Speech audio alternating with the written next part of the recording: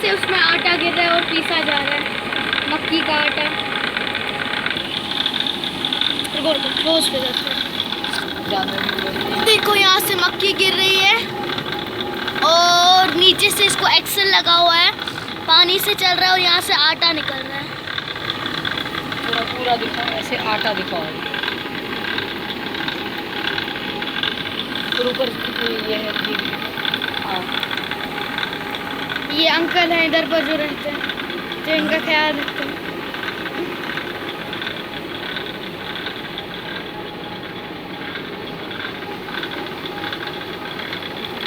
ये